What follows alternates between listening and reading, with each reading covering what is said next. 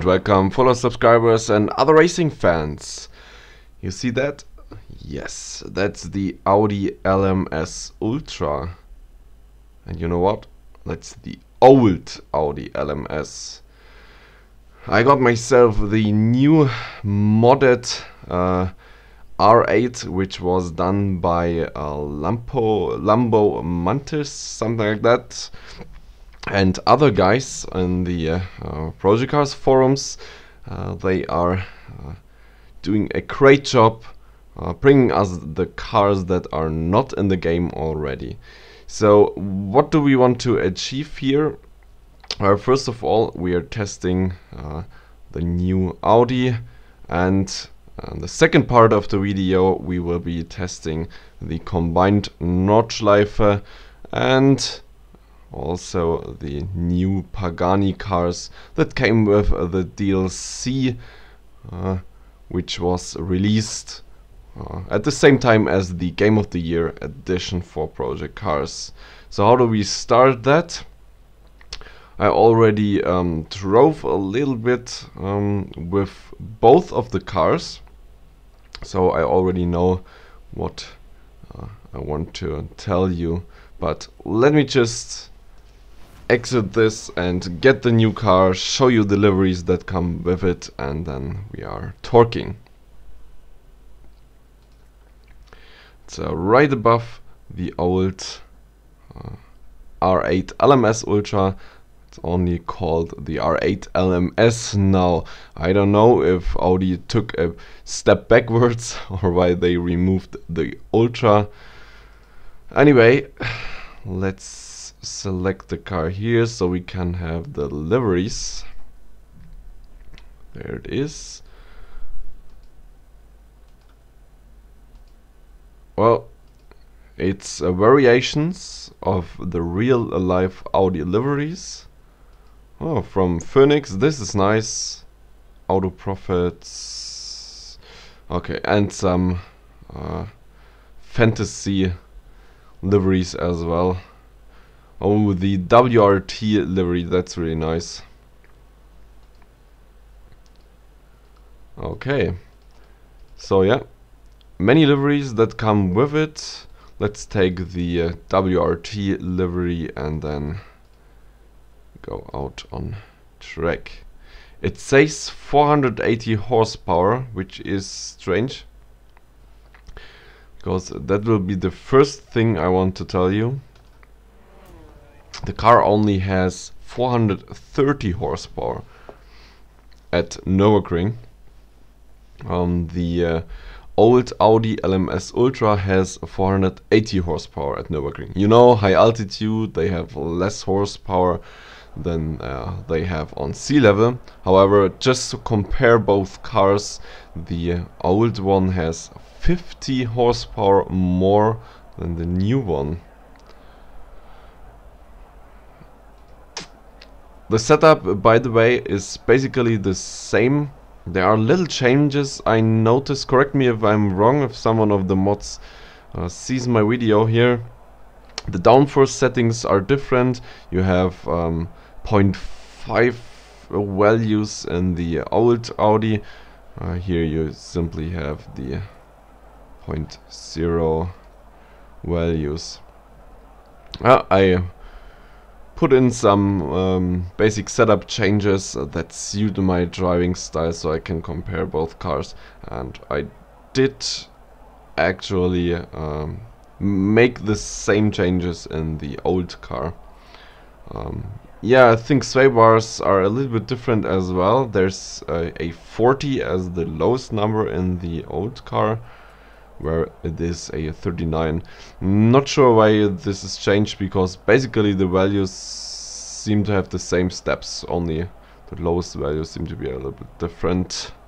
Yeah, I think the default setup is much softer on the dampers, which is a wonderful thing, or at least the slow bumps and the slow rebounds, because the original, the old Audi, is much too stiff in this regard. Okay, no need for explaining everything here. Yeah, I think the other settings were basically the same except for the radiator, which is 5% higher in the new car, in the modded car. Okay. Let's go out on track, see how this thing drives. Oh, let's first see the cockpit. Yeah, I think this is everything like in real life. It looks pretty good. I have to say, the job they have done with the interior is, well, it's very comparable with the original car SMS did.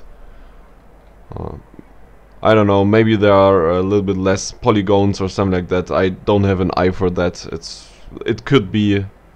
I don't really care at all. Okay, now let's see it from the outside. It's also really nice looking, I have to say. Beautiful scenery here as well. Yeah, can't really say anything bad about it. Really nice modeled. See the exhaust pipes. Yeah, I think I'm starting to repeat myself here, but really nice job. Well done. On the driving side, I'm not sure I can tell you much about it, because, well, it basically drives exactly like the old car. Only thing I noticed, the turn-in is a little bit better in the old car. The new car seems to be a little bit lazy on the turn-in, as well as it is calmer on the throttle.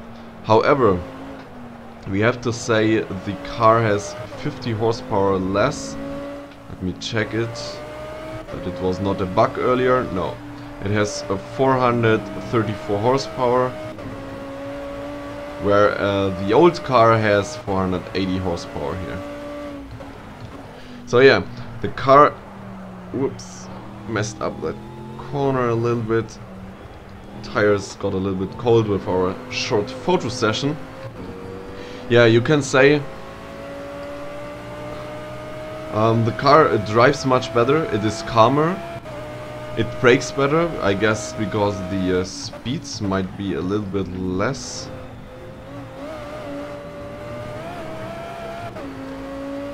However, the top speed is basically the same.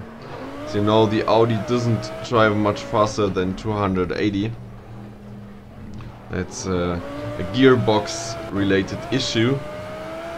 Well, the gearbox is just not long enough for more top speed, and both cars have the same gearbox. So yeah, the less horsepower doesn't come into play with the top speed. I guess acceleration is a little bit worse. I will check that after driving around the Nordschleife here.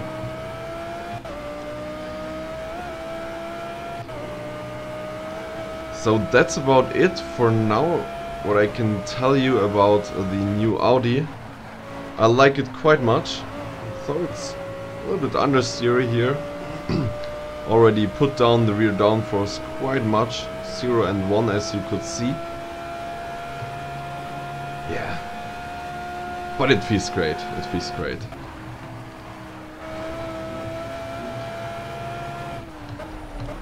I will come to a conclusion later in the video. I want to start to talk about the combined Nordschleife version now. The DLC is in Germany €3 or €3.50, so it's quite cheap. You can't complain about that, as you get two very nice Pagani cars and the combined Nordschleife everyone wanted for ages. There are some issues though. As you could see, you can't drive the shortcut. You can't drive the GP layout and go into the pits at the end of the GP track. There are tire walls there, and therefore you could also not do a short formation lap in races. And why did we need the combined Nordschleife? Well, basically we need it for races, because you might know my opinion about Nordschleife. It's an awesome track, however, since overtaking is almost not possible, not safely possible, for me it's always a bit of well, mixed feelings when driving races here. So the combined version with the GP track offers us an awesome experience, because on the GP track you can actually overtake, which is really cool.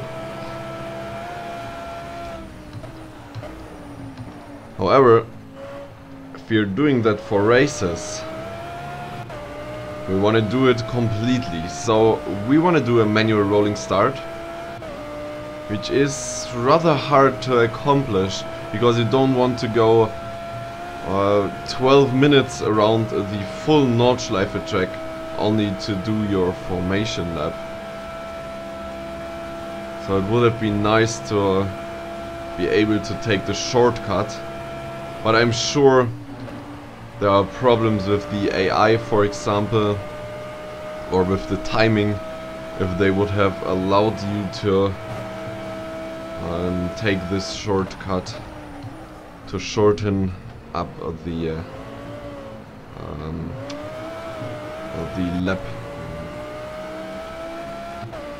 Probably the timing would have been the worst issue. By the way, car behaves very nicely over bumps.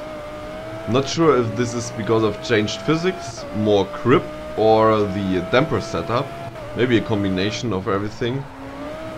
It's nice nonetheless.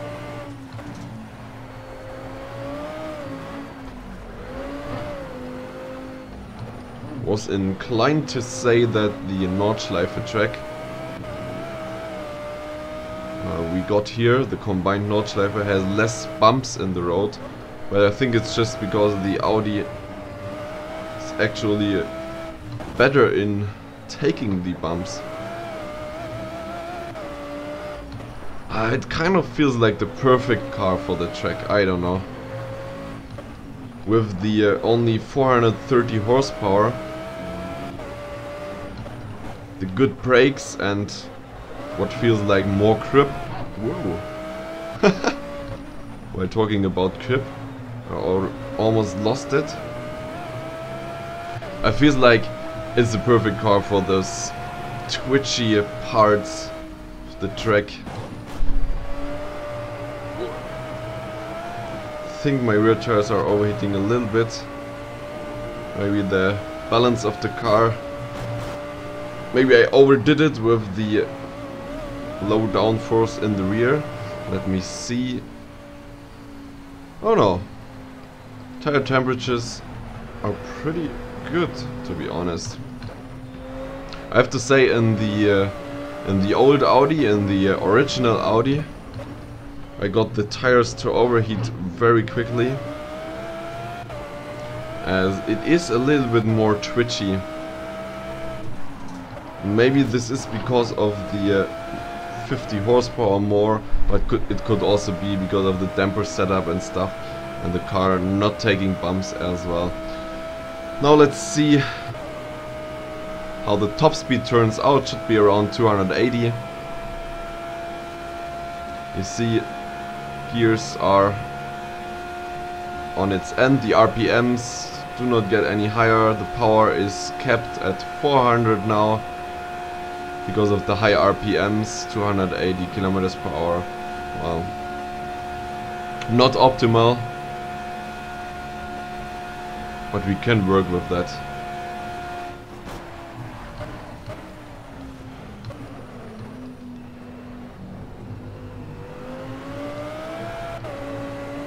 I like that this corner is gone now, because I was always really bad in the last corner on this track. So this is the new pit entry here. Well, like in real life, nothing else to say. However, as I said, the pit entry from the end of the GP track could have been there as well with the shortcut. But this is my only complaint. I mean, we know what we got. This is Nordschleife combined, and it will always be used in future races on the Nordschleife, I'm sure about that. So this is awesome, guys. Okay, so let me finish my thoughts about the Audis. I think the new Audi is a very, very nice addition.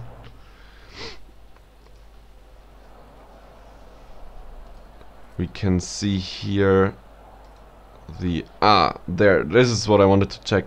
The restrictor is now less. It was 47 millimeters on the old Audi. That's why we have less horsepower in this car. I think this is due to real life regulations, because the car got faster in real life, so it was BOP'd down a little bit on the restrictor side. So maybe I have to say I don't have the comparisons in lap time, but I guess this car will be slower in lap times. But yeah, hard to say without it being on the leaderboards. Anyway, final thoughts. New edition of the Audi is wonderful. I appreciated very much the hard work the guys put in.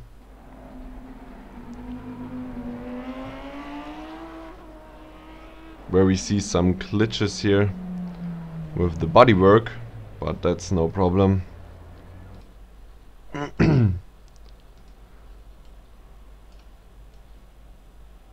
If you haven't tried the mod, you probably should try it. It makes the R8 more drivable. The default setup is very nice, although the tire pressures are a little bit on the high side, at least for the Nordschleife track. So I would definitely recommend you to download the mod, try it out, drive around and have some fun.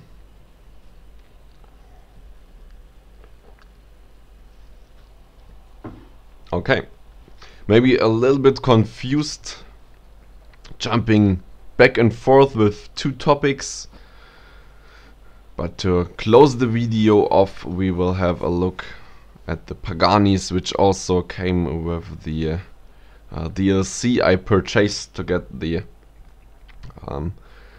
new Nürburgring. So let's see, where are they? Okay, there we go. The first of the new Pagani cars is the Pagani Huayra PC. I'm not really sure how to pronounce that, I have to say. It seems like a better version of the old Huayra with more horsepower. Well, actually it says less top speed, but more horsepower, less weight, more racy, I would say. More front balance, which is kind of strange, but yeah. Okay, well, let's just take it out for a ride. You know, I'm not the biggest fan of the road cars in the game, so not really sure if I like it.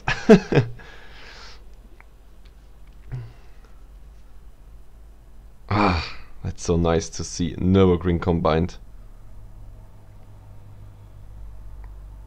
Always when I see that, I remember my old R-Factor days, when I first got the Nordschleife mod, or one of the Nordschleife mods for this game. It was awesome. I was driving a Porsche there, and just driving around the track really felt like the 24 hours of Nürburgring, which is really nice. But that's another topic. Not a topic for now. What I will change is the force feedback. So to my taste, you know. Already explained that in other setup 101 videos. It seems to have some downforce, but on default it's down to 0. Steering ratio, I will put that up as well. Okay. Let's take it like that. What? That looks like a spaceship.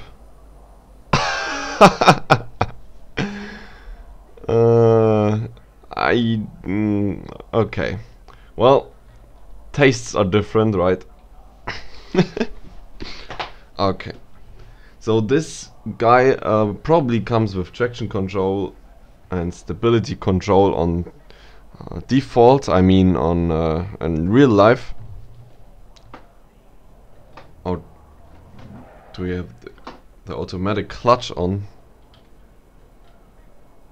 No, it wasn't on. Ha! I can't stall this car. Why can I not stall this car? Does it have auto stall installed? Something like that? Oh, the clutch is engaging, although automatic clutch is off. Wow, that's strange.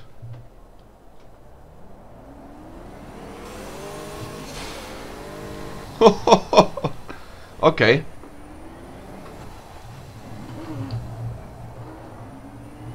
I think this car is from the category too much power to run.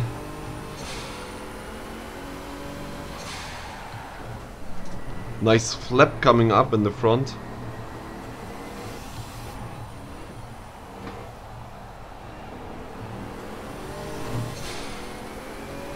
I have to deactivate stability control and traction control to see how this car really feels.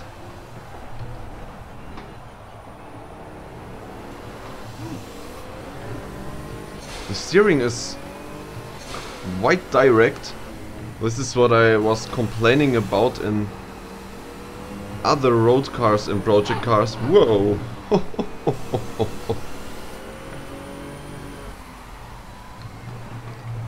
But it always feels a little bit spongy.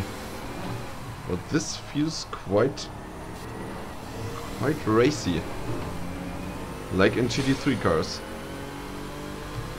You feel the power only coming on the top end of the RPMs.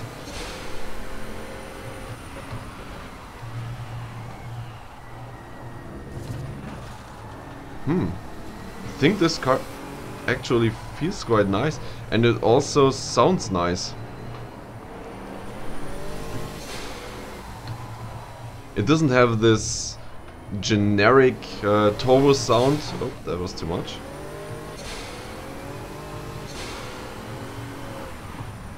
It sounds different than the other turbo cars.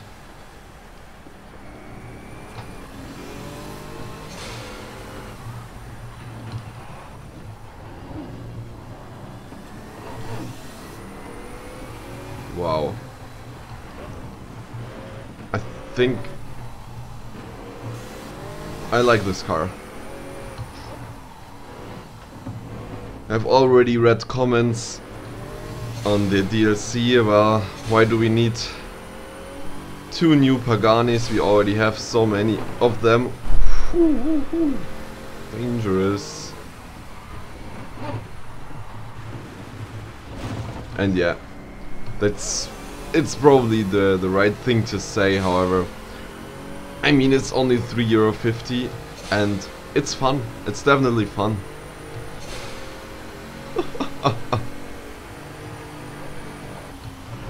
Somehow this car seems to have much grip when it goes sideways.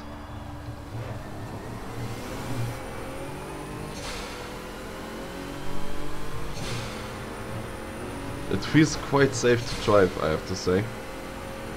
And it's so fast, it's so freaking fast.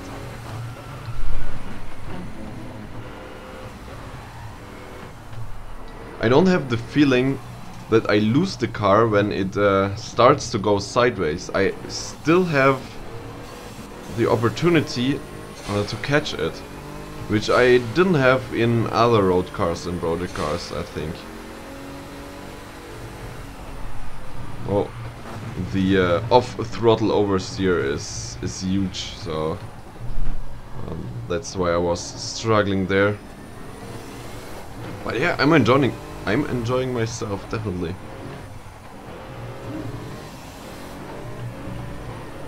Wow. Little drifts are possible as well. Yes.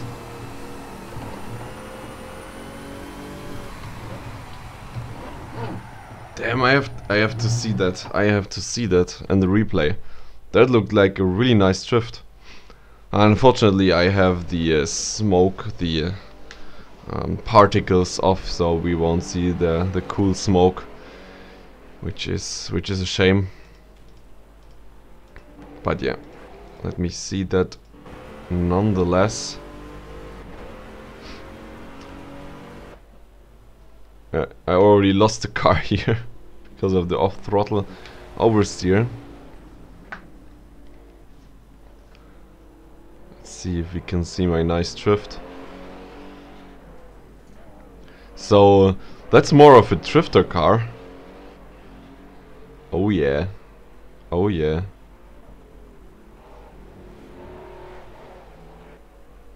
And now shift mode engaged. Woo! Nice. That looked much less spectacular than I expected. But I'm happy. I'm happy about the purchase of this car, I think. I would like to drive that in a cup or something. Or an RSR organized league race, maybe. Okay. Oh, I didn't want to make the video that long. Sorry about that, guys, but you see there was much to discover. Now we have the Sonda Revolution, I don't know, in which it's in the 1X category. So let me select this. What is the 1X category? Is that like prototype? No, it's not in here. So let me just take the all filter. Let's see how much faster this car got. Also 70 horsepower more, less weight, more torque. And then it's basically the same car. It's a mid-engined V12, guys. V12. Wow.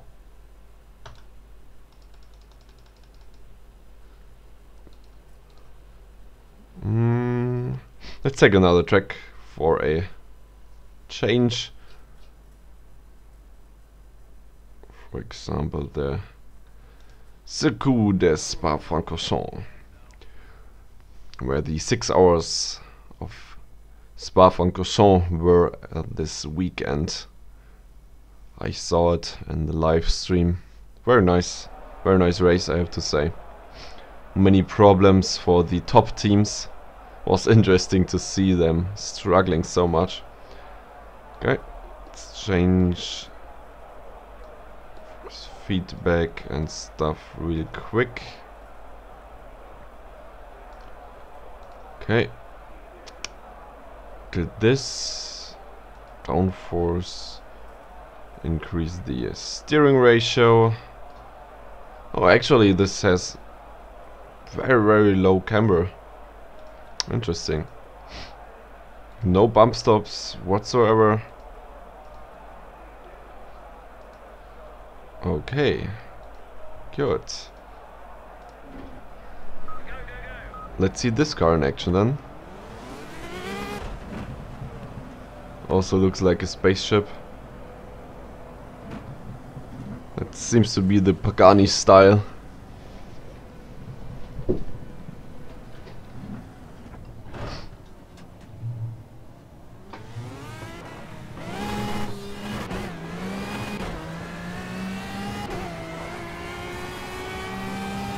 Wow.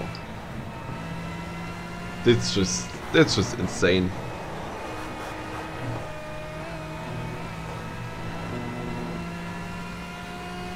That's just insane. 280 with a GT3 car is very fast on the Cam straight. And we just had 300. Wow.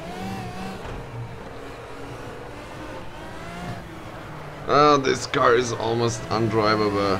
What tires does this have? Ah, that's completely other tires than the road car had. This is Pirelli P0 Slick, and the other had some... I forgot it. It was something with medium in the end. But I like that other tire much more than this one. This is a little bit twitchy. And the car seems hard to be hard to catch.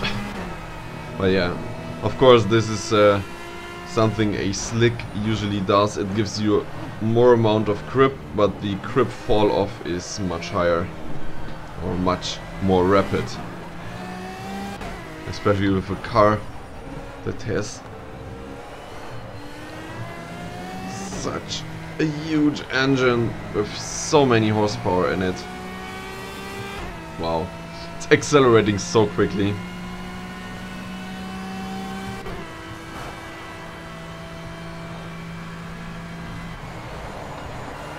Oh, it also has so much downforce.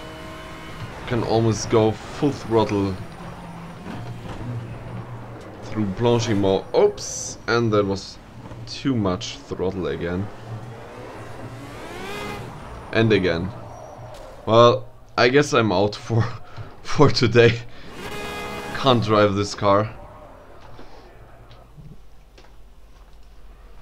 Let's see it in a replay.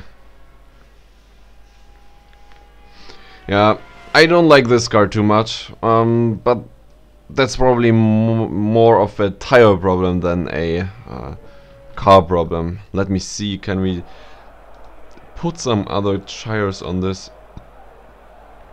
P0 slick, no, it's only this slick for supercars or for whatever it was originally thought.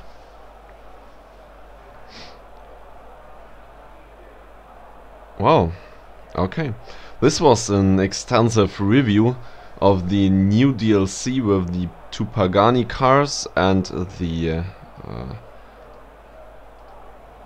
new Nordschleife combined DLC. Also, we talked about the Audi R8 LMS Mod, which is the new version of the Audi R8 LMS Ultra.